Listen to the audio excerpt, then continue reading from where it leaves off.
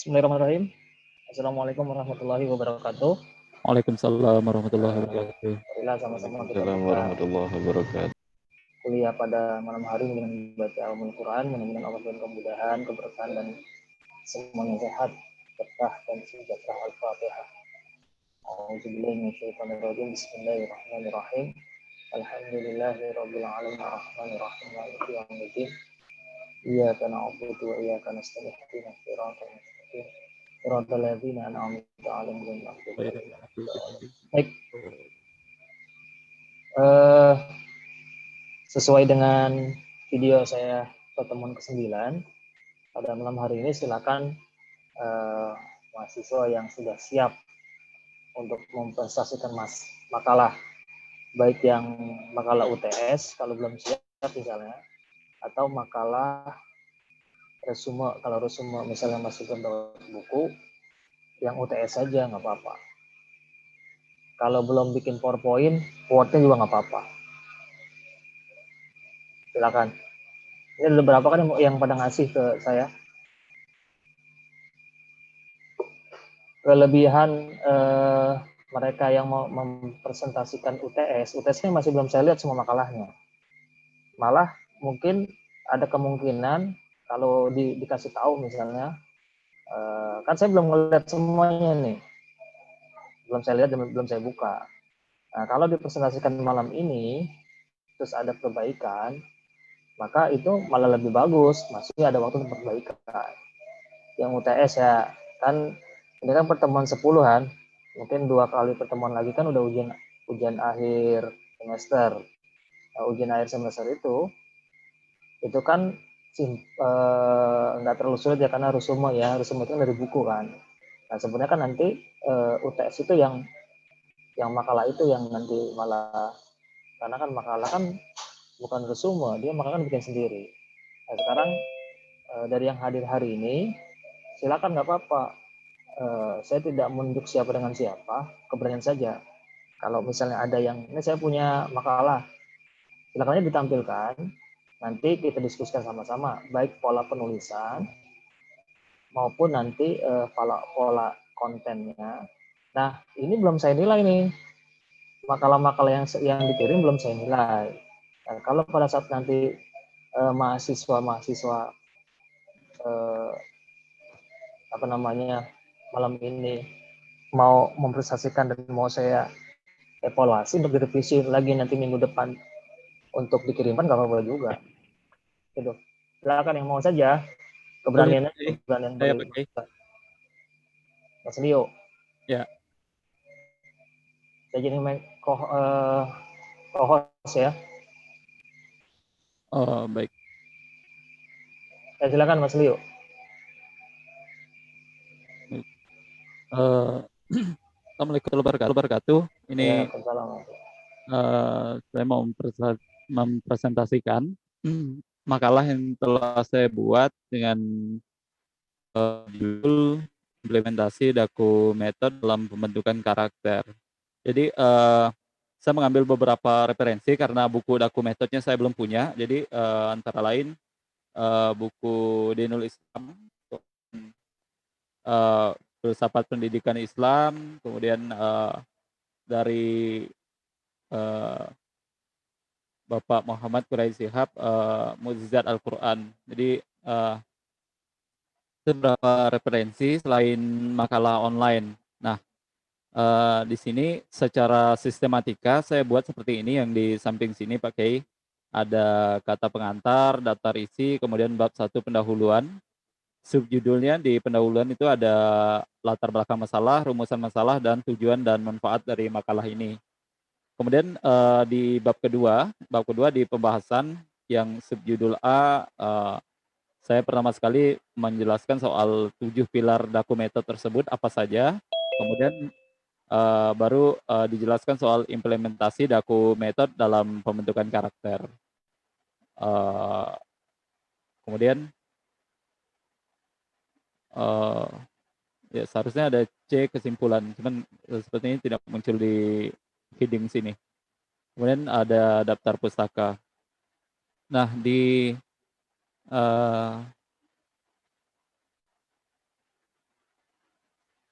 Di pendahuluan sendiri, latar belakang masalahnya saya ambil dari salah satu Mas Leo daftar isinya lihat ya. oh ya, Oh ya, lanjut. Siap, lanjut. Coba nah lagi. Terus? di latar belakang masalahnya, ini saya ambil dari paragraf buku Daku Story. Di sini menekankan sebenarnya poin penting dari pendidikan. Pendidikan itu merupakan poin penting untuk pertumbuhan manusia. Di sini buku Pak Kiai ini di halaman 82, buku yang ini ya. Kemudian selain itu juga ya soal karakter itu apa, kemudian apa sih yang dibentuk, kan karakter ada dua sebenarnya, yaitu positif dan negatif. Nah, yang ingin kita bentuk adalah sisi positifnya. Kemudian ini pengertiannya menurut kamus, karakter itu apa? Ada kamus sosiologi, ada juga kamus umum bahasa Indonesia. Oke, rumusan masalahnya apa saja? Yang pertama itu apa konsep dasar dari Daku Method, kemudian apa saja pilar-pilar Daku Method, kemudian bagaimana implementasi Daku Method dalam kehidupan sehari-hari, dan bagaimana implementasi Daku Method dalam pembentukan karakter. Tujuan dan manfaatnya, yang pertama untuk mengetahui pilar Daku Method itu apa saja, kemudian yang kedua mengetahui implementasi Daku Method dalam pembentukan karakter. Di pembahasannya sendiri,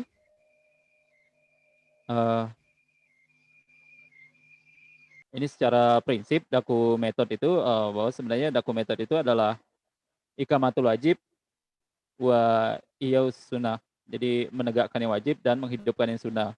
Kemudian sini juga menjelaskan soal karakter, yang sebenarnya peran agama itu dalam pembentukan karakter itu sangat besar. Bahwa jika agama ditinggalkan, maka sebenarnya karakter itu sulit dibentuk. Nah, di sini menerangkan memposisikan agama dalam pembentukan karakter dalam hal good karakter. Ini beberapa referensi. Kemudian ini sudah masuk ke pembahasan. Sungguhnya di pertama ada 7 pilar Daku Method, apa saja ada 7 ini. Kemudian implementasinya Daku Method dalam bentukan karakter. Di sini ada beberapa referensi dari Republika itu soal kurikulum Darul Quran, kemudian di Daku Methodnya sendiri saya ambil langsung dari webnya PPPA Darul Quran. Kemudian salat berjamaah, implementasinya adalah di sini panjang, beberapa dalil sini, paling banyak saya ambil dari Al-Qur'an sebenarnya, Al-Qur'an tafsir yang dari Kemenak ini, yang langsung dari add-in Word-nya. Jadi langsung saya masukkan ke sini. Ini beberapa dalil soal kewajiban sholat berjamaah dan keutamaannya. Kemudian jaga hati, jaga sikap sendiri, di sini di buku Dinul Islam itu menerangkan soal beberapa poin soal jaga hati dan jaga sikap, terkait dengan kalbu dan sebagainya. Kemudian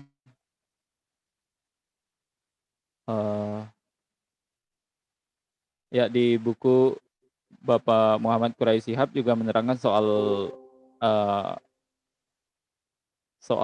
kolbu. Yang di 13 ini manajemen kolbu dari ini sebenarnya saya dapat dari sebuah skripsi jurnal dari judulnya manajemen kolbu dalam Muhtarom, teologi jurnal ilmu Usuluddin. Di sini menerangkan soal kolbu itu ibarat raja, jadi kalau dia baik itu baiklah, intinya seperti itu. Kemudian soal tahajud, duha, dan qobliyah, implementasinya terhadap pilar yang pertama ini dalam bentuk karakter adalah memunculkan sikap cinta seorang terhadap salat berjamaah, Selain itu juga selalu menjaga kesucian hati dan menjaga sikap untuk senantiasa bersikap baik dan sopan santun. Ini implementasinya sebenarnya.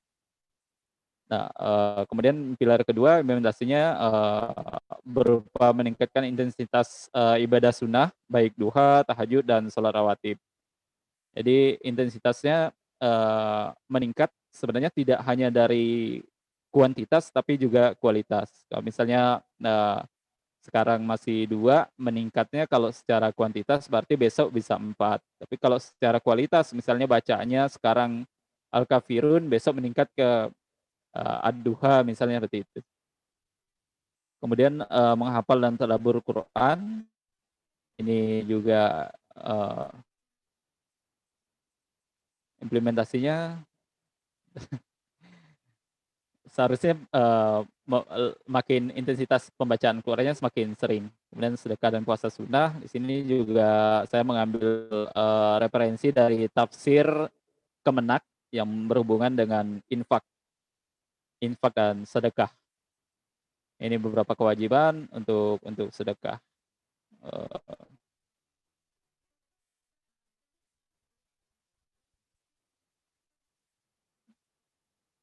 Implementasinya pilar ini dalam bentuk karakter, bisa dalam bentuk ajakan secara terus-menerus kepada seluruh keluarga besar Darul Quran untuk, melaksanakan puasa sunnah dan bersedekah.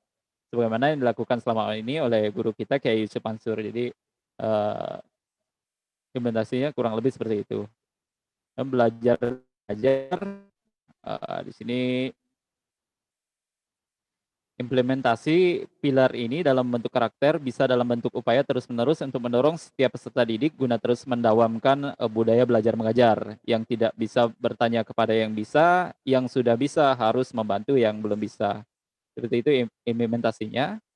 Kemudian, mendoakan dan minta doakan itu menerapkan dalam bentuk karakter peduli, tidak hanya pada diri sendiri, melainkan juga orang lain. Sehingga Islam sebagai rahmatan lil alamin itu benar-benar bisa terwujud. Kemudian ikhlas, sabar, dan, syukur dan ridho, sem di sini saya menekankan bahwa, implementasi pilar ini dalam bentuk karakter bisa sangat beragam, namun konsep utamanya yaitu latihan sebenarnya. Jadi dengan membiasakan diri untuk selalu ikhlas, selalu sabar, dan selalu syukur, insyaallah, bisa terbentuk karakter yang sesuai dengan pilar ini. Nah, kesimpulannya, Daku Method itu adalah sebuah metode yang tepat digunakan sebagai pembentukan karakter dan dalam jadi pakaian sehari-hari senantiasa digunakan di mana saja dan kapan saja. Dengan penerapan dan penghayatan mendalam terhadap 7 pilar Daku Method akan mungkin kita meraih kebahagiaan baik di dunia terlebih di jannahnya kelak, insyaallah. Nah, ini daftar pustakanya. Yang pertama,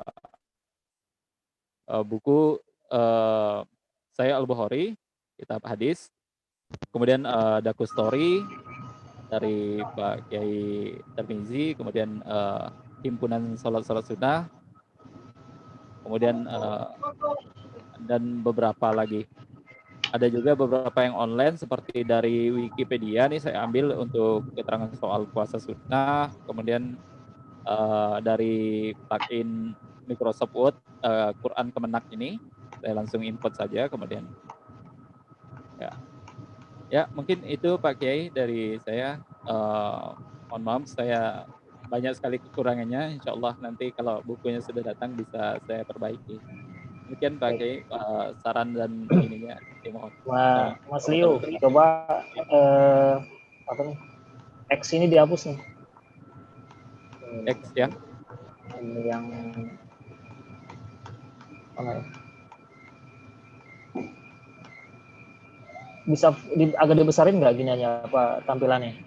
bisa Ya, terus naik ke atas,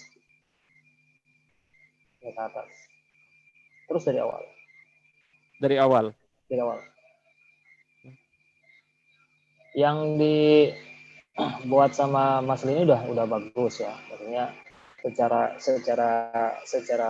konsep makalah juga sudah terlihat, sudah memahami bagaimana cara membuat makalah. Ini kan sebenarnya kalau buat mahasiswa-mahasiswa itu kan canggih lah, tinggal sekarang mah nggak perlu ke perpustakaan. Jadi sekarang tuh hanya perlu rajin-rajin buka searching makalah atau searching informasi. Cuman nanti kan sebenarnya seperti apa.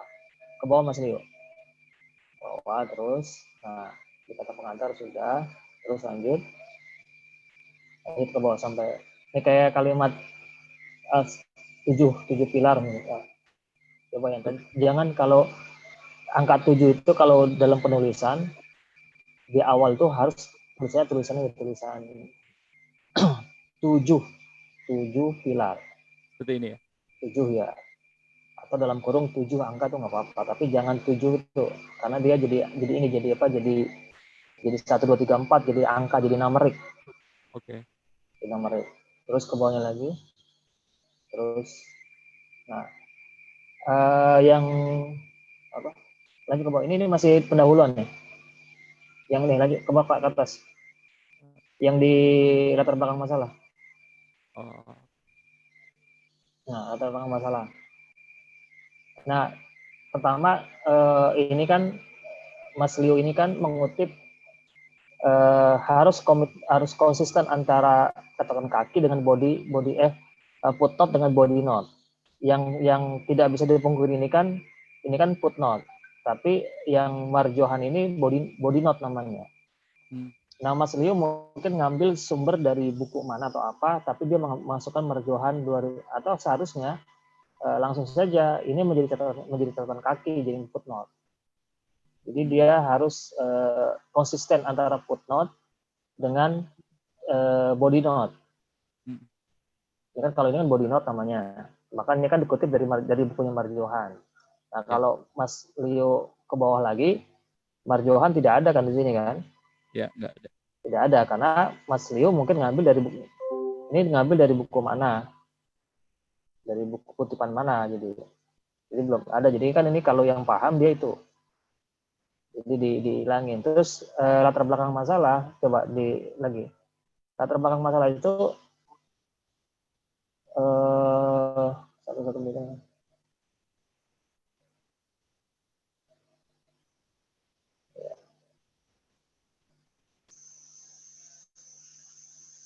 Lanjut terus ke bawah. Dan ke bawah terus. Nah,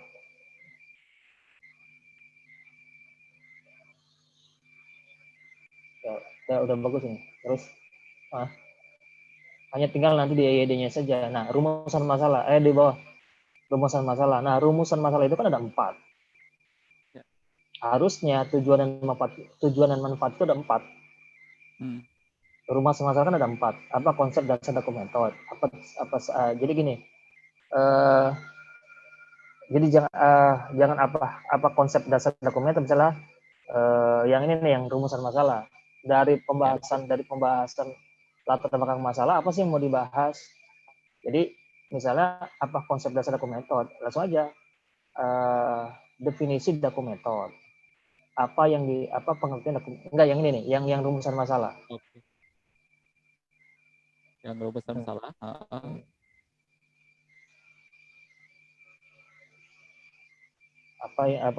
Definisi dokumenter misalnya. Terus ganti atau ditambah? Dihilangin saja karena kalau konsep dasar dokumenter tadi kan di bawahnya kan Mas Liu bicara tentang pengertian. Iya. Apa yang dimaksud dengan dokumenter misalnya? Apa yang dimaksud gitu ya? Iya.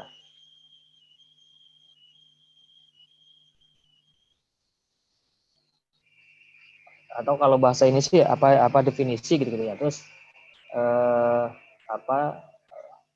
definisi dokumenter. Terus yang kedua misalnya apa saja pilar 7 pilar dokumenter gitu kan. Ini pakai numerik atau 7? Pakai numerik, pakai 7.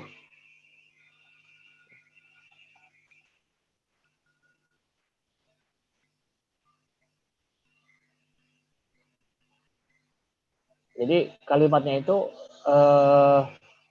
bisa gini, bagaimana definisi dokumenter? Apa saja 7 pilar apa saja 7 pilar dokumenter? Nah, bagaimana implementasi dokumenter terhadap pembentukan karakter? Udah gitu aja 3. Atau kalau mau dibuat 4 nggak apa-apa, tapi kan dalam kehidupan sehari-hari itu kan harus ada kalau dalam bahasa tulisan itu harus ada penelitian yang sifatnya kuantitatif. Jadi gitu aja 3. Nah, pada saat di 3, maka ini apa definisi dokumenter. Jadi gini, apa sih?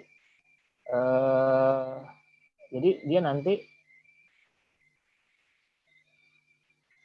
jadi gini kan, di sini nanti tulisannya berdasarkan penelitian dia, berdasarkan latar belakang, jadi gini rumusan masalah.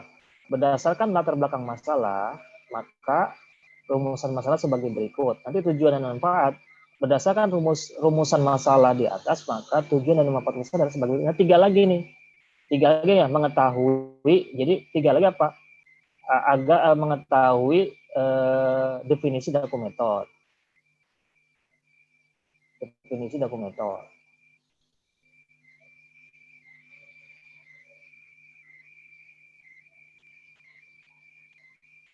Terus gini, mengetahui 7 pilar dokumenter.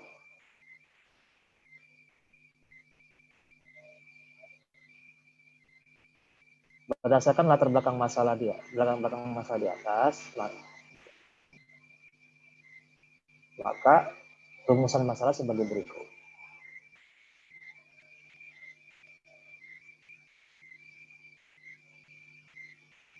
Nah, tujuannya itu harus 3 juga, jangan tujuannya itu. Jadi tujuan 1 apa? Mengetahui definisi dokumenter. 2, mengetahui 7 pilar dokumenter. Nah, yang ketiga, mengetahui implementasi dokumenter dalam pembentukan karakter. Udah gitu doang.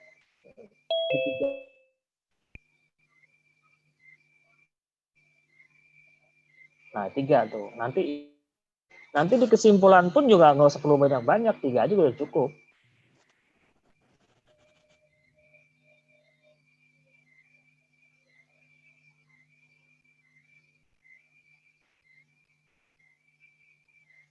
Nah, ada lagi yang lebih simpel.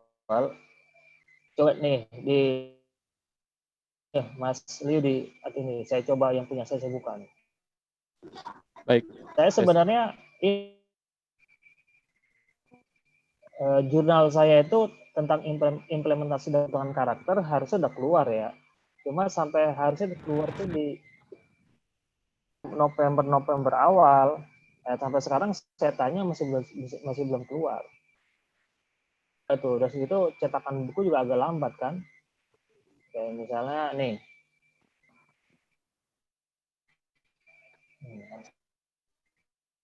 Ini tentang tulisan saya di kan latar belakang masalah kan, bab 1 pendahuluan. Nih. Nah, saya lebih kepada di body note. Nah, mereka pakai body tuh udah pada paham ya.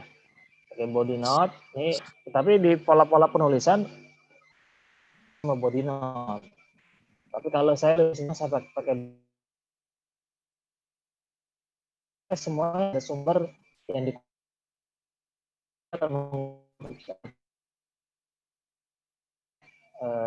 tadi kan nanti itu dengan sendirinya lah.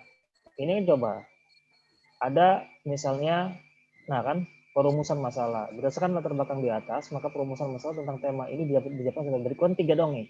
Bagaimana definisi zakat dan wakaf, bagaimana rukun dan syarat zakat dan wakaf, bagaimana pendayagunaan dana zakat dan wakaf untuk mengembangkan pendidikan Islam di Indonesia. Maka 3 lagi tuh dalam perumusan masalah, maka penelitian ini bertujuan mengetahui definisi zakat wakaf, mengetahui rukun dan syarat zakat, mengetahui hasil pendayagunaan dana wakaf untuk mengembangkan pendidikan Islam di Indonesia.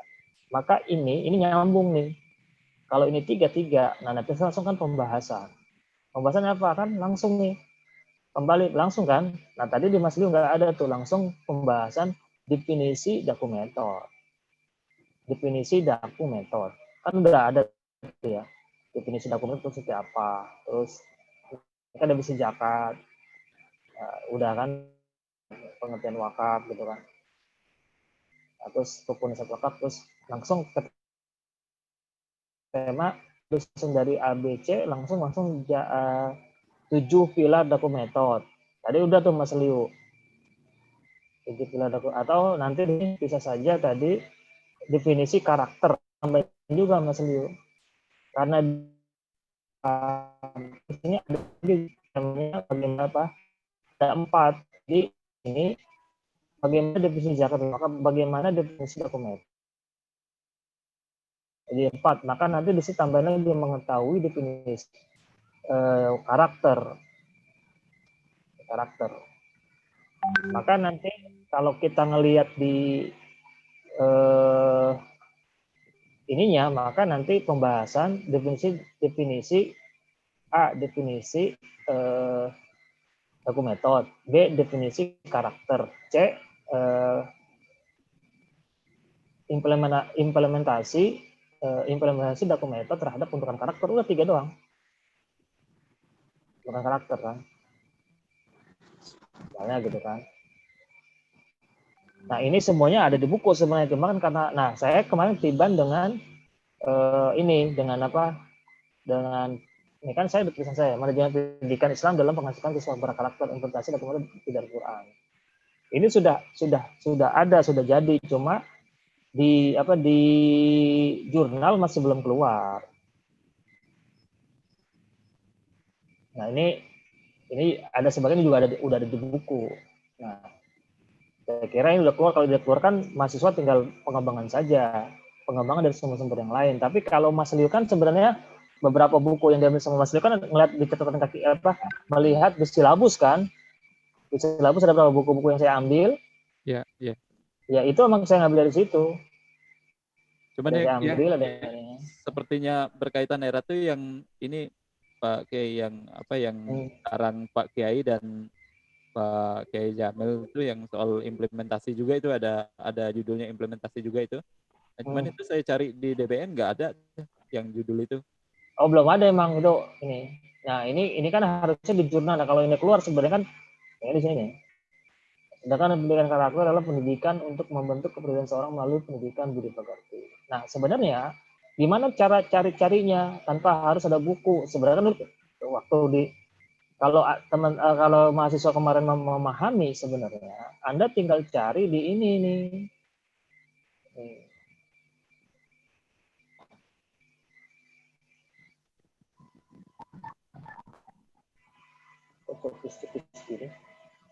Di sini. Oh, ini yang muncul cuman Word-nya Pak E. Word-nya dong. Oh, ini belum? Belum. Yang lambat kali ya. Coba Word-nya saya matiin dulu ya. Harusnya nge-share-nya screen kali Pak E, bukan men-share Word.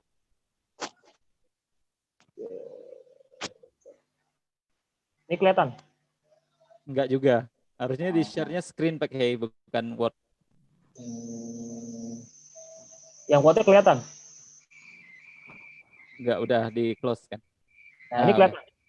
Ya, kelihatan. Ya. Nah, ini yang saya bilang jurnal saya yang saya tulis ketiga sama Ustaz Nizam sama Ustaz Darul itu nggak keluar belum. Oh, ini enggak. Yang saya keluar tentang manajemen mutu. Ini belum keluar. Dan ini dalam bentuk buku. Nah, kalau mau misalnya itu mahasiswa bisa ngelihat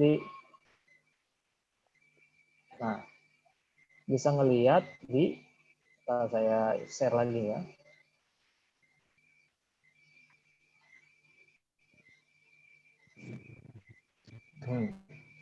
Di Mendeley. Jadi ini gratis.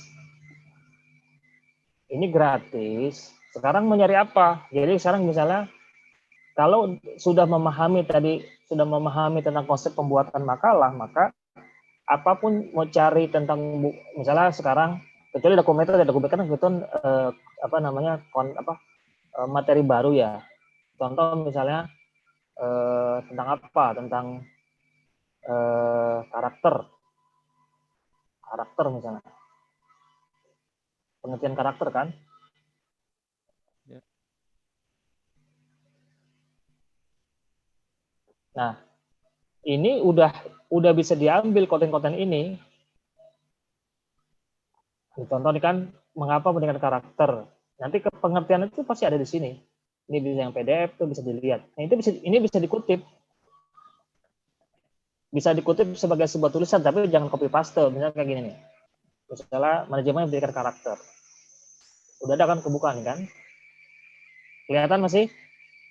Ya, kelihatan. Lihat. Nah, ini kan ada nih. Nah, bisa diambil. Nah, ya kan? PDF-nya nggak kelihatan, Pak. PDF nggak kelihatan. Ya. Dia mesti ini ulang ya. Minimize coba itu. Bisa nggak Mana? ke minimize? Langsung minimize. Tab itu minimize. Kelihatan? Kelihatan? Nggak juga. Oh, dia harus ini Masih harus browser yang kelihatan. browsernya masih kelihatan. Ya. Oh, berarti dia mesti matiin browsernya dulu. Stop. Terus geser ulang lagi. Nah, kelihatan ya. Iya. Nah, ini kan dari jurnal kan. Nah, jurnal-jurnal ini bisa diambil-ambil, bisa diambil-ambil. Kayak misalnya pendidikan karakter memiliki makna lebih tinggi dari pendidikan. Ini bisa dikutip dari siapa. Nah, terus gimana? Tadi yang seperti dengan Mas Liu. Kan gini, Wayne, Mulia, ini kan Wayne dia ngambil kan dia body note. Ini Mulyasa buku 2011 halaman 3. Maka yang nanti ditulis sama teman mahasiswa, jadi gini, siapa penulisnya? Misalnya siapa nih? Cut Jahri Harun dan kawan-kawan misalnya mengutip dari Wen melalui buku Mulyasa mengungkapkan, entar disimpulkan saja, nggak harus semua di sini tapi disimpulkan dari dia. Atau mau diambil misalnya ini bisa diambil, tapi ini nanti dia akan jadi catatan kaki, catatan kakinya jadi jurnalnya dia, bagaimana memberikan karakter. Nah, semua materi-materi itu ada di mana di ini di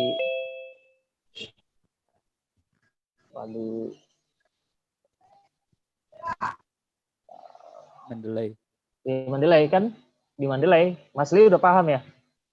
Sudah. Saya kemarin coba masukin manual yang buku Pak Kiai yang Daku Story itu kan saya tambahkan ini Pak Kiai. Tambahkan editornya kan ada 3 orang tuh. Nah di catatan kakinya juga muncul tuh editor, nama editor. Di mana di Mendeley ada?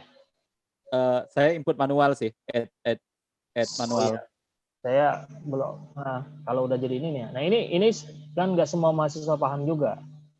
Nanti cari di situ di situ di apa di tambah-tambahin karena maka saya bilang yang ruseme ini itu boleh nambah dengan beberapa sumber yang lain.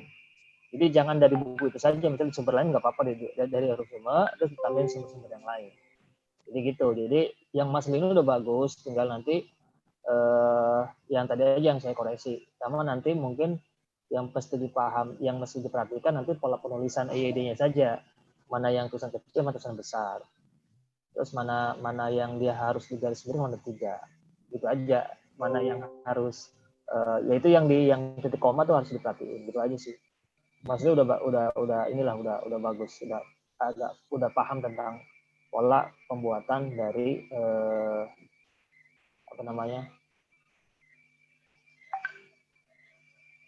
Cuman untuk ini Pak Kiai, untuk pengutipan itu apakah boleh kita misalkan nih di pembukaan pertama ini kan saya ngambil dari buku Pak Kiai soal poin penting pendidikan. Nah, apakah boleh kita menyimpulkan sendiri tapi kita citasenkan ke situ gitu? Bolehkah kita menyimpulkan, misal langsung saya simpulkan pendidikan itu adalah sesuatu yang penting untuk perkembangan suatu bangsa. Padahal kalimatnya berbeda dengan yang di buku Pak Kiai misalnya. Nah, bolehkah itu menjadi catatan kaki? Boleh saja, cuma yang penting tidak keluar dari arti dan tetap dikutip. Misalnya menurut Tarmizi dalam buku Dakustora ada Tarmizi bahwa pendidikan adalah udah gitu doang, nggak apa-apa. Tetap begitu, tapi tidak harus. Jadi kan kalau Mas Liu kan tadi kan mengutip terus di bawahnya nggak apa-apa. Kan pola penulisan kutipan itu bisa full text, tapi dia di belakangnya tapi ini agak riskan kalau kita masuk ke jurnal atau kan kalau ini karena ini kepentingan makalah mah nggak ada masalah, bisa full text dari narasumber kan, kalau ada bisa saja dari rangkaian misalnya tulisannya narasumber misalnya itu diambil kesimpulan langsung saja menurut Tarmizi pendidikan adalah bla bla bla bla bla, nggak apa-apa. Terus nanti tambah lagi, sedangkan menurut si A ini udah nggak apa-apa, nggak ada masalah, boleh-boleh saja. Tapi kalau buat S1 mah satu dua kutipan pengertian itu baiknya jangan ada satu, ada dua pendapat lah, bukan pengertian sih, ada dua pendapat yang mengatakan tentang satu hal, misalnya karakter menurut si A seperti apa, yang si B menurut apa gitu aja, apa udah minimal dua inilah dua eh, minimal dua pendapat tentang salah satu tema, salah satu masalah gitu. Mungkin dari yang lain ada lagi selain Liu, Mas Liu, siapa yang mau nyoba? Ini masih ada waktu, saya memberikan waktu buat para mahasiswa untuk memperbaiki biar nanti UAS dan UTS-nya biar berbarengan saja untuk senilai. Dan UAS ini kan saya tahan-tahan masih karena kan ada nilai-nilai masih kurang maksimal kan, jadi nanti UAS sama UTS-nya saya gabungin aja. Kan tinggal 2-3 pertemuan lagi. Ada lagi? Ada yang mau nyoba yang sudah mau ini? Setelah Mas Leo? Ini masih ada waktu perbaikan loh. Jadi kalau udah ada perbaikan kan nanti yang udah ngirim misalnya kan saya belum lihat nih. Yang udah ngirim terus dia mau mencoba diperbaiki nggak apa-apa juga.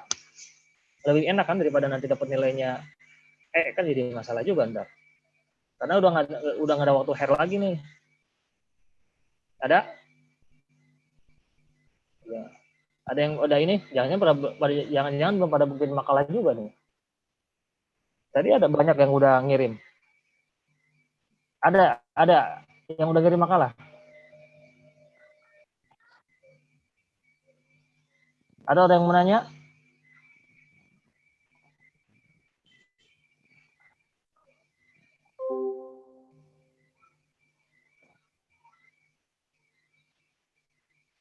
Ada?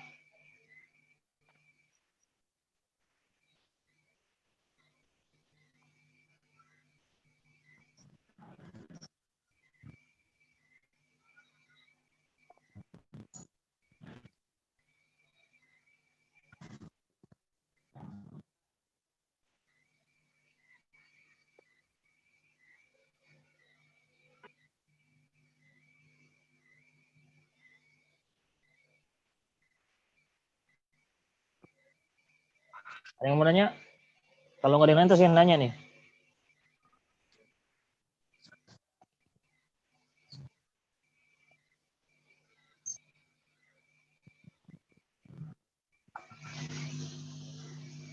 Ada? Siapa?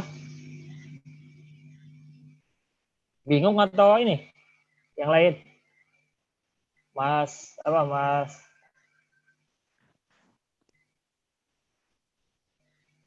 Iya, kalau sudah kirim nih, siapa Mas Fahri?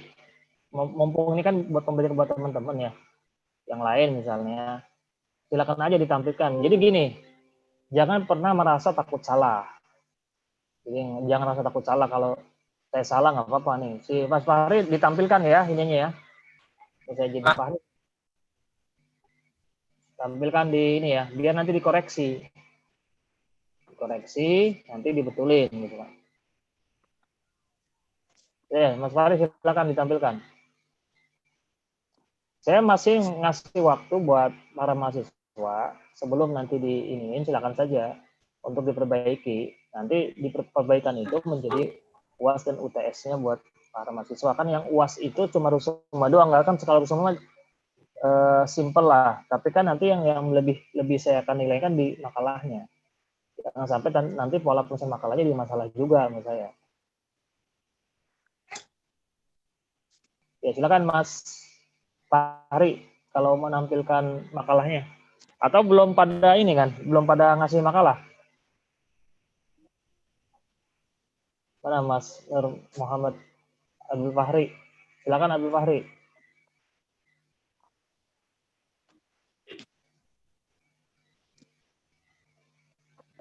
Mas Fahri, bukannya saya belum melihat semua makalah ya. Karena saya masih pasti kalaupun ada yang saya cek, pasti banyak yang ada yang ini, ada yang nggak sesuai. Nah sekarang ini kan di kelas nih, biar juga buat pembelajaran buat teman-teman yang lain. Nanti apa sih salahnya diperbaiki. Nah, setelah diperbaiki itu udah nanti jangan sampai setelah saya nilai malah jadi masalah kan gitu. Kayak tadi Mas Liu bikin kan sudah bagus, cuma ada beberapa yang harus diperbaiki misalnya. Kalau dari tadi rumusan masalah, ada rumusan masalahnya ada 4, tapi tujuannya cuma rumusan masalah ada 3, tujuannya ada 4. Nanti juga Mas Liu, saya tadi belum lihat kesimpulan. Kesimpulannya itu patokan dari tujuan dan manfaat. Udah 3 aja, cukup 3. 3 misalnya agak. Ada siapa? Mas Abdul Fahri? Nggak jadi? Nggak usah takut salah, atau ada yang lain? Coba wajahnya nih, wajah. Coba Ustaz Nawa, Pak Eri. Terus siapa? Rosyid Sidik, Kurniasi Ahmad Nuzula, Ahmad Badohi, Suci, Naufal Muafa. Ya, coba. Silakan. Siapa yang mau ini makalah yang udah dikirim, yang dapat head. Terus gimana? Yang dapat C misalnya di kemarin, misalnya di UTS. Terus mau bikin makalah biar dapat B, silakan aja. Biar dapat B misalnya, atau biar dapat A, bikin aja makalah. Karena saya sama chatting nggak seneng nih, saya maunya B atau mau A, silakan aja bikin makalah. Tapi kalau yang senang sama C, ya silakan aja, nggak ada masalah juga gitu. Ada? Nggak ada. Nah, terus ini. Nah, ini nanti polanya buat yang buat minggu depan misalnya nih, minggu depan jangan sampai tunjuk lagi alasannya nggak ada buku. Bukan nggak ada buku, orang saya bikin buku juga berdasarkan buku yang ini kan sekarang kalau saya lihat nih, ini ada sekitar berapa ini buku daftar pustaka ini ada sekitar, kalau dilihat sumbernya itu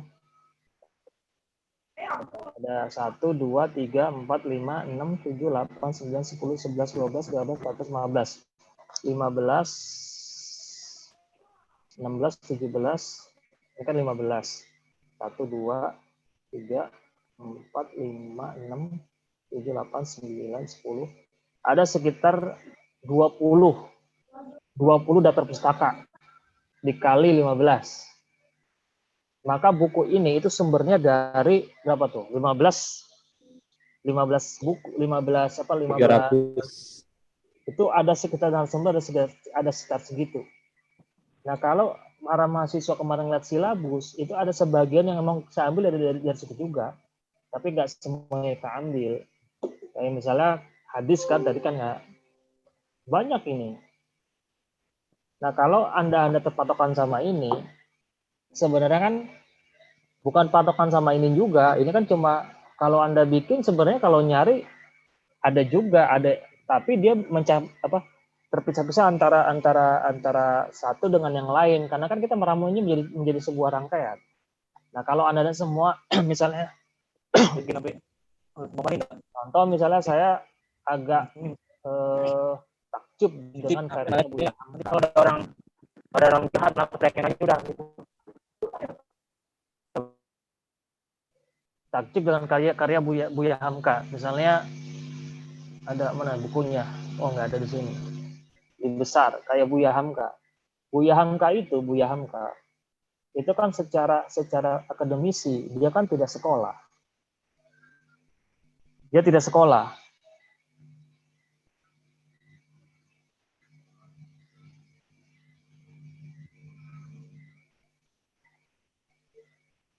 Secara akademisi Buya Hamka itu tidak sekolah. Coba kalau Anda baca buku Buya Hamka tentang sejarah Islam dari Jazirah Arab sampai ke Nusantara.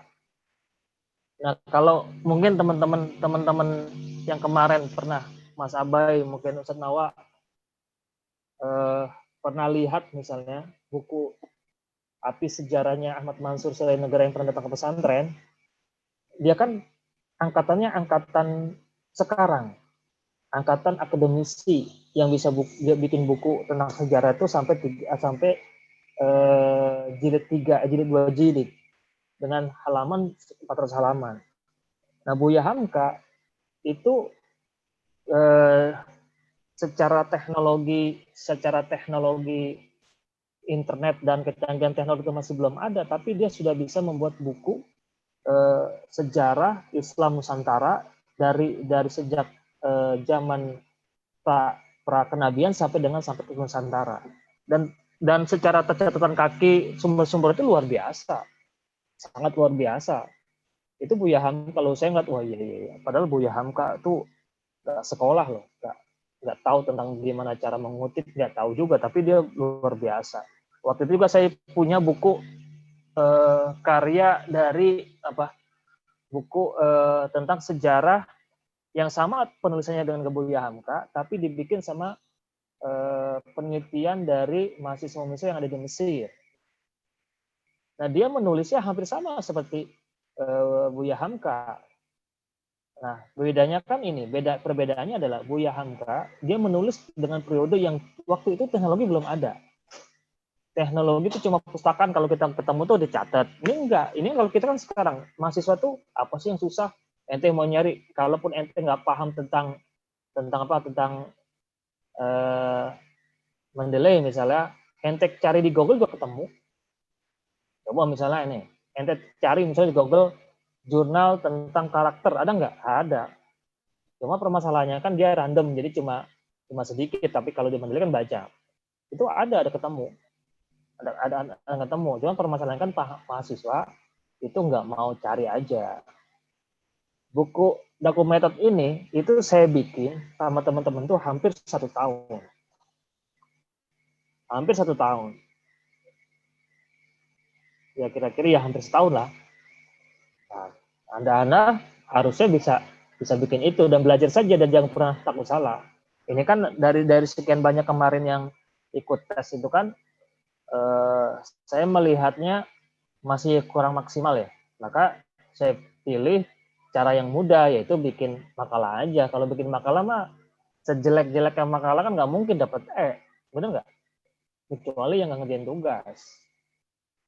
Nggak mungkin lah kalau misalnya ngerjain makalah, kecuali yang nggak ngerjain tugas. Kayak gitu. Ada pertanyaan? Ini semuanya pendiam ini. Ada pertanyaan? Nggak ada pertanyaan? Ya, apa Senawa? Yang jurnal itu belum boleh dibocorin, Pak E. Jurnalnya belum keluar. Siapa tahu mau dikasih file itunya, PDF Berapa? yang dari Pak Kiai. Oh, itu mah ngajak.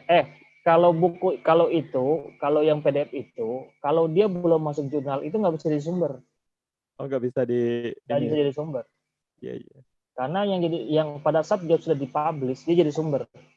Ini misalnya buku saya, buku saya dalam bentuk PDF, dalam bentuk apa gitu. Tapi kalau dia belum diterbitkan secara resmi, dia nggak bisa jadi sumber. Itu cuma jadi tulisan doang dan itu bisa di copy paste sama orang sesuka-sukanya. Tapi kalau dia sudah jadi sumber, maka dia akan jadi inian. Kalau nanti kalau mau lihat mah di ini ya di Google apa ya? Scholar. Scholar ya, Google Scholar tuh bisa di ini. Oh, sama itu Pak E, bagaimana cara mengutip misalkan seperti pelajaran begini. Saya kan kebetulan ikut pelajaran dokumenter juga di IDAKU tuh. Jadi Oh banyak sekali iya. sebenarnya kutipan-kutipan bagus dari Ustadz Ini Jaya Rukmana itu yang mau saya masukkan ke sini gitu. Tapi bingung bagaimana cara mengutipnya gitu, Pak. Termasuk dari PDF dan sebagainya itu dari beliau. itu ini kan kalau Ustadz Jair kemana kan ini ya apa? Karena belum ada buku.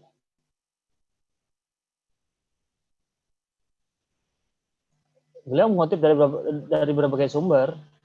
Ya. Dia ini enggak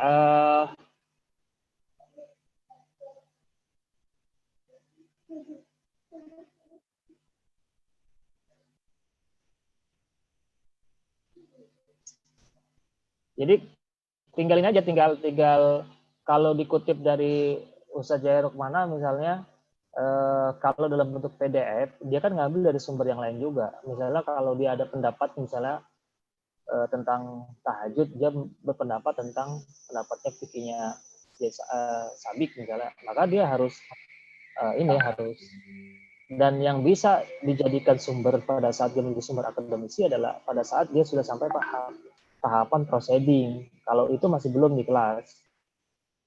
Di kelas itu masih, karena kan bentuknya PDF. Kalau bentuk PDF kan PDF-nya PowerPoint kan. PDF-nya Kalau PowerPoint. kalau saya masukin ke makalah saya berarti jadi pendapat pribadi ya, Pak. Pendapat pribadi. Karena dia kecuali gini, Ustadz Jaya pada saat menyampaikan itu, dia menuliskan sumbernya misalnya bersumber dari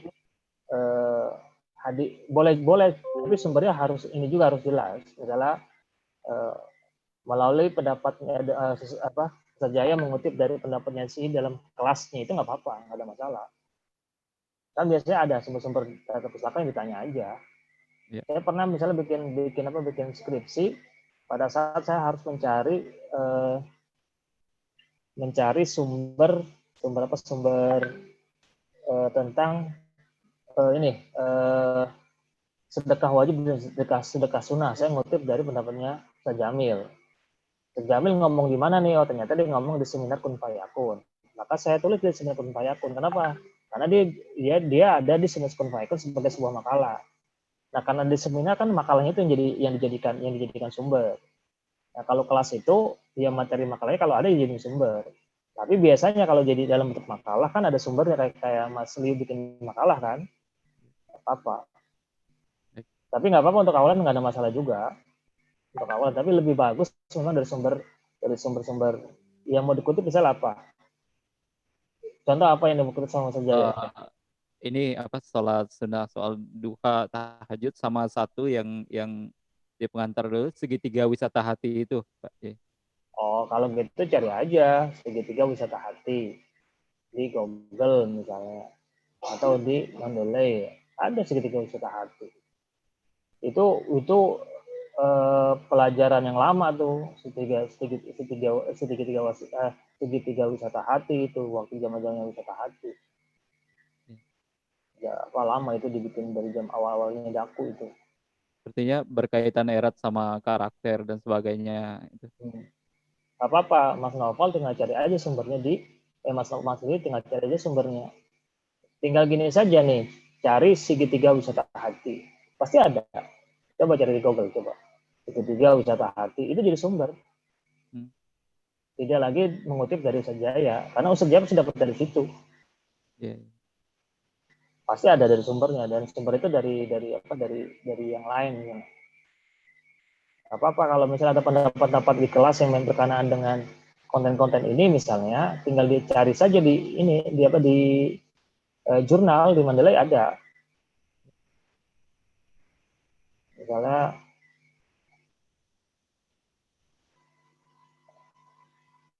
saya cari misalnya, kan gratis daripada perpustakaan.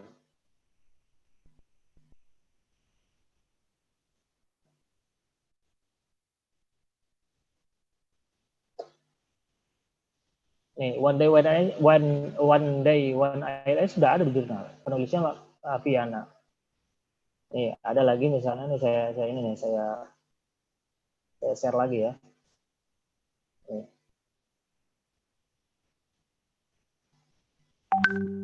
Kan implementasi metode ODOA one day one ayat dalam meningkatkan kemampuan menghafal Quran. Implementasi one day one ayat dalam meningkatkan hafalan Quran dalam Al-Quran dari surat ayat. Kurikulum tujuan Islam ada semua kan? Ada semua. Gitu. Udah paham ya? Jadi besok yang tugas siapa? Jadi ini kalau di ruang kelas ini udah saya tunjuk-tunjuk nih. Nggak pada itu. Kalau besok yang tugas siapa besok? Jangan kalah sama santri kelas 1 SMP. Siapa yang tugas? Saya Pak, saya Ustadz. Ini mahasiswa pada ini. Siapa yang besok yang tugas? Di hari Besok ada? Siapa yang tugas? Nggak ada. Yang tugas siapa besok? Buat nanti besok. Ini kalau Nanti tidak ada cerita ya. Besok nggak ada yang tugas. nanti Kedengaran Mbak Eri.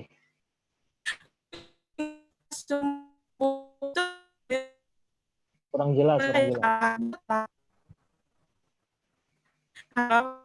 Kalau ya, kalau dia itu buku itu agak terputus-putus. malah Yang lain nyimak nggak ya? Diketik aja kali Mbak Eri.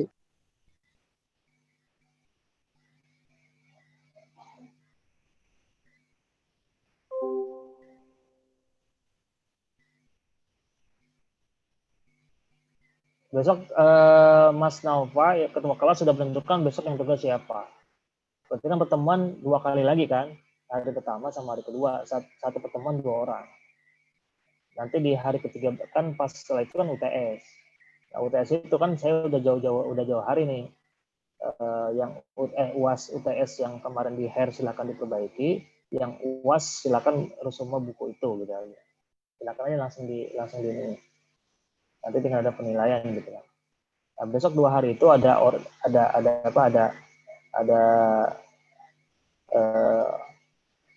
dua orang yang ngebahas di 2 pertemuan. Satu sama aja ngebahasnya. Ngebahas seperti yang nanti dibahas. Besok yang tugas siapa? Udah siap ya. Nanti Mas Naufal silakan saya tidak ada cerita ya kalau tidak ada misalnya besok pada saat di hari Senin sore besok pada saat siapa yang tugas nggak ada. Nah itu masalah tuh. Udah masalah banget itu. Jadi harus ada tanggung jawab buat mahasiswa. Silakan diatur tugasnya seperti apa, silakan diatur. Saya saja ada misalnya satu kelas dengan saya S3 di UMJ misalnya, itu usianya tuh mungkin udah hampir 70 sampai 80 tahun. Ikut tes barengan sama saya, pada saat saya tanya gini, namanya Pak Adam paling tua di kelas. Pak Adam udah pensiun, jadi ketua yayasan, ngapain sekolah sampai S3? Kalimatnya cuma satu, saya kepengen belajar.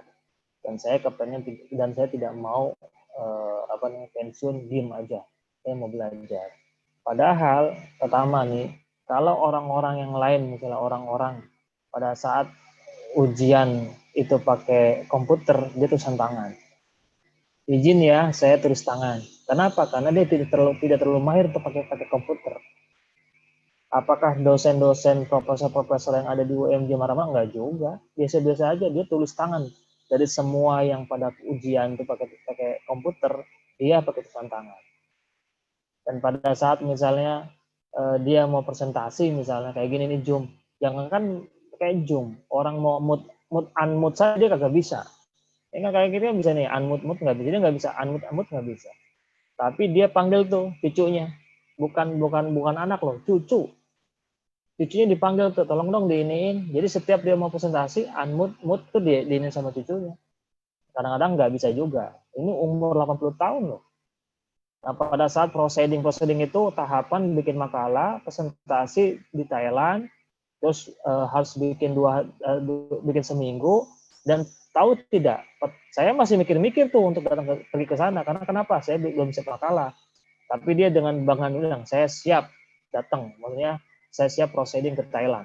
Ini orang usia 80 tahun loh. Nah, Anda ini umurnya masih 20 tahun ke bawah kan? Nah, kayak gini aja masih harus dimotivasi terus, harusnya tidak. Anda ini bukan lagi SMA, tapi udah tahapan ke S1, apalagi yang sudah pada kerja. Nah, tanggung jawab itu, dan jangan pernah merasa untuk, wah saya masalah, nggak usah begitu.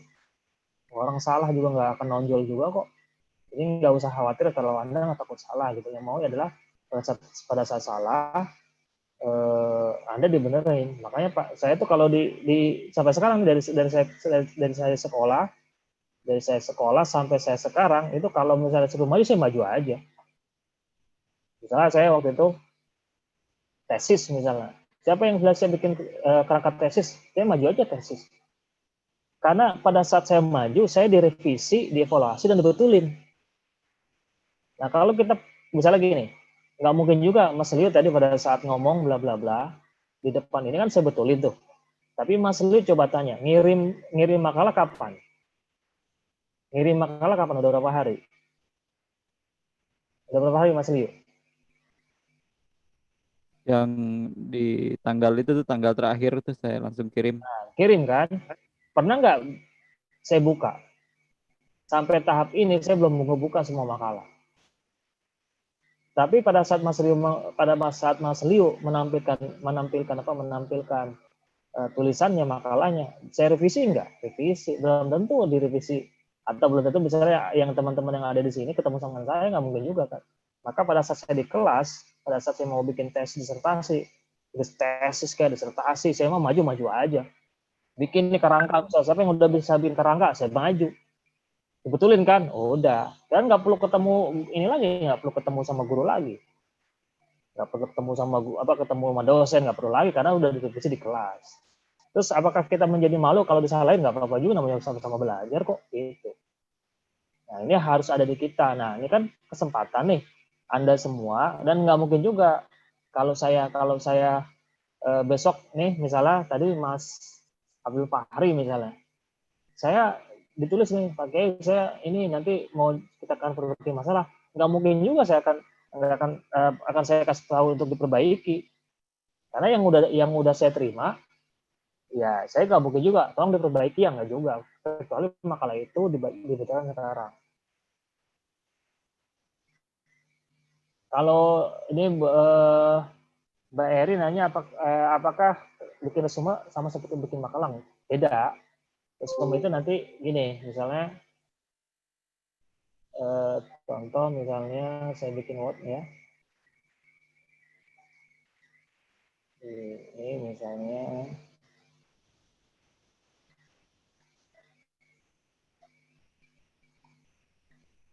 kalau resume lebih simpel banget.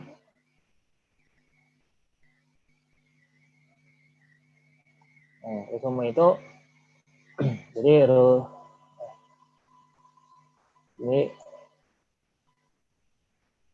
resume buku apa judulnya kan? Resume apa tugas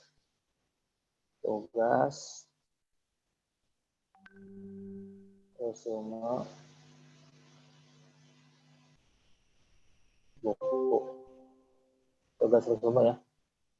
Nah, atau nanti gini aja, tugas akhir semester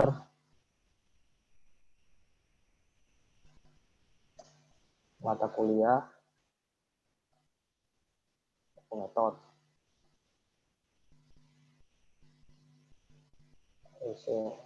resume kan,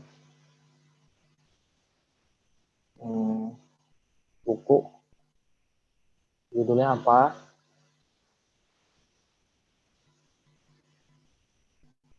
judul kan, di sini ada penulis,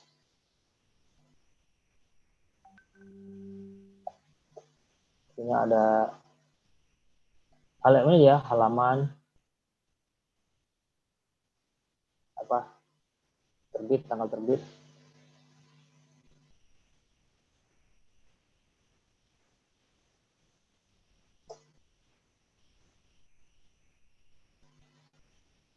tanggal terbit ya. Ini sering pindah-pindah ini, kok bisa pindah gini, beginian.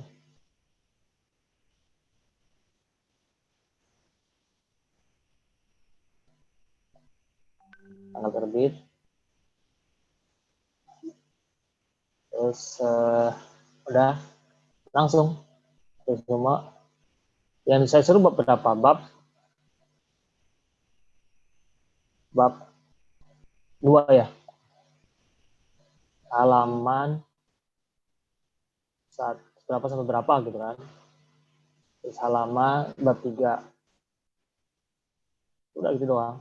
Nah, yang bagusnya adalah pada saat Anda sudah resume itu, kalau menambahkan pendapat-pendapat dari beberapa sumber yang Anda paham, yang Anda temukan, nggak apa-apa juga. Udah gitu dong. Dan ini mah, resume ini mah jadi UTS nggak terlalu ini banget, nggak terlalu sulit lah. Maka yang penilaian nanti yang utama adalah di makalah. Gitu ya. Ada lagi? Cukup? Ada pertanyaan? Tidak ada. Nah, alhamdulillah, mungkin karena teman-teman para mahasiswa semuanya TI, jadi semuanya pendiam. Jadi mudah-mudahan dan besok tidak ada cerita, tidak ada dua orang yang tidak maju ya. Jadi 2 orang besok sudah mempresentasikan ini baik resumenya atau makalahnya, gitu aja. Makalah yang mau di UTS-kan atau resume yang mau diserahkan sama saya. Gitu. Cukup ya? Ada pertanyaan sebelum saya tutup? Kayaknya ada tamu di depan, ada makalah? Ada pertanyaan? Ini nanti absen online ya. Ada via online, ada via WhatsApp. Buku-buku sudah pada terima kan, udah pada bisa pesan kan. Terserah kalau yang dekat-dekat mau buku pinjam nggak ada masalah. Dan nanti di resume itu jangan sampai, kan beda, orang setiap kepala itu beda-beda. Kalau yang copy paste misalnya Abi sama Mas Ahmad Nuzula misalnya, kalau dilihat misalnya semuanya sama, wah ini udah nggak perlu ini lagi. Jadi jangan sampai, kan ini kerjaan satu buku ya, jangan sampai nanti misalnya Mas Liu ngerjain terus dibagi sama teman-teman yang lain, wah itu masalah, itu ketahuan tuh. Kayak misalnya menentukan itu plagiat atau tidak mah gampang banget, bisa dilihat.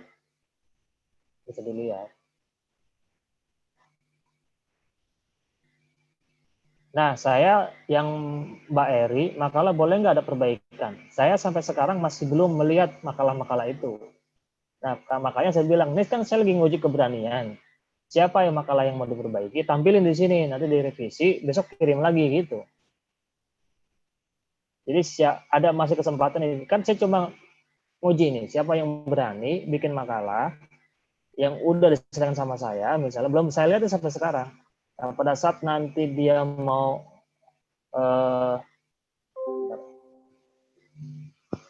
Assalamualaikum Pak Haji. Sebentar. Saya tutup kuliah dulu ya sebentar. Iya.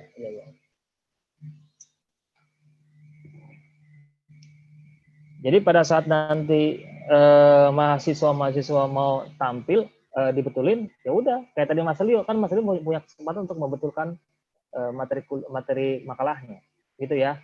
Dari tadi udah saya omongin demikian. Pokoknya besok minggu depan terserah nih, mau dia harus semua mau ditampilkan atau makalah yang sudah dikirim silakan saja ditampilkan untuk direvisi. Kita evaluasi sama-sama, gitu ya. Cukup ya semuanya, karena saya di depan ada tamu jauh, jadi saya tutup dengan pembacaan hamdalah dan kafaratul majlis. Terima kasih. Assalamualaikum warahmatullahi wabarakatuh. Waalaikumsalam warahmatullahi wabarakatuh.